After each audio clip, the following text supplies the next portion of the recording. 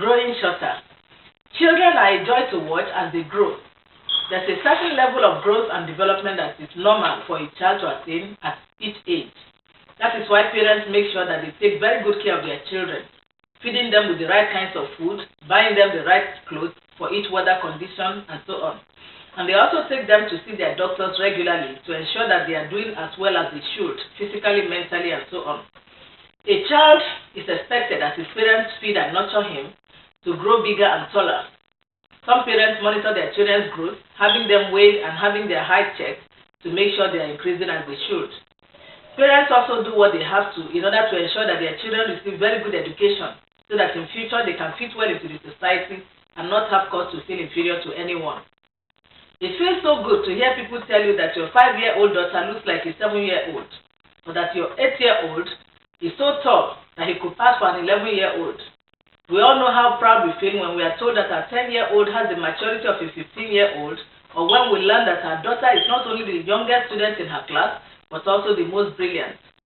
Nobody likes to have a child with stunted growth. No one wants to see his son looking like a dwarf in the midst of his age mates. Therefore, as we nurture our children, we want to see them grow and develop.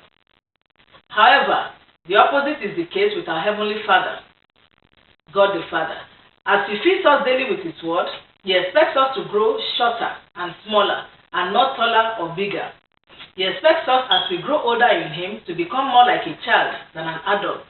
That is why Jesus said in Matthew 18:3, "Verily I say unto you, except ye be converted and become as little children, ye shall not enter into the kingdom of heaven." God expects that as He feeds us, He should get taller in us while we get shorter. John the Baptist, speaking about the Lord Jesus, said in John 3:30, "He must increase, but I must decrease." This is the will of God concerning all His children. When a man is without Christ, he is his own Lord and Master. He does whatever he wants to do, says whatever he likes, goes wherever he wants, hates anyone he chooses to hate, gossips as much as he wants to, goes to church only if and when he wants to, fights whenever people offend him, and so on. He does not care about the existence of God. There is no place for God in his life. The man is grown up. He feeds himself with whatever he wants to, from magazines, television programs, the internet, and so on. Nobody can challenge him. Some even think he's a hero because he always has things his own way. The self in that man is as tall as it can be. It is in charge. When the man gets born again, he gets into Christ, and Christ gets into him. And the Bible says that if a man is in Christ Jesus, he is a new creature. All things are passed away, and all things have become new.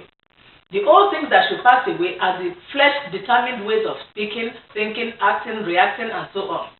Living to please oneself has to stop.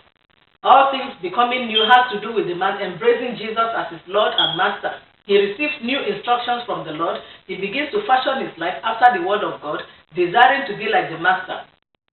This he can only accomplish by spending time studying the word of God, praying, attending church services regularly, and making conscious efforts to practice what he learns from the word of God. As he does this, what he is actually achieving is allowing Christ to be formed on the inside of him, while the self decreases gradually until such a time when it wears off completely. Just like earthly parents, the Lord also has his way of checking to make sure his children are growing up right. How much we have grown is determined by how short we have become, or how much we have decreased, and how much Christ has increased in us since we got born again. Do you want to know how well you are doing spiritually? Then check to see how short you have become since you got born again. Search your life and see how much room you have given to Jesus. How many things which you like doing have you given up because you found out from the scriptures that God hates them? How many times do you do things that are not convenient for you but are requested by the Master? How much of the pride in your heart have you dropped off since you met the Lord? How tolerant of others have you become? How often do you wait to hear from God before taking decisions on even the smallest of issues? What percentage of your life has Christ been allowed to take over? Have you grown any shorter since you got born again? May the Lord help us in Jesus' name.